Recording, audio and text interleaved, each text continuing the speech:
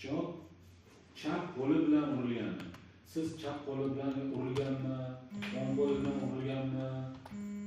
Ajrata olasiz? Yo'q, buni belgisi ham bu qaysi qo'l bilan urgan qanaqani meni vakolatimga ham kelmagan. Hukmda shunaqa yozildi. Yo'q, bo'yda shu gapni avvalambor shoshmang. Siz aytganmisiz? yo'q, men unaqa aniq hech kim aytib bera olmaydi buni. O'ng qo'lda urganmi, chap qo'lda. Bu gapni siz aytganmisiz, aytmaganmisiz? Yo'q.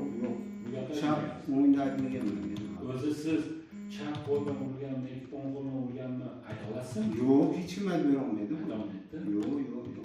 Yaxshi. Endi buni keyingi bo'ldi, o'tib ketdi endi. Bu gapni bu hech kim ajratib bera olmaydi deysiz. to'g'ri. Bu endi navbatdagi savol.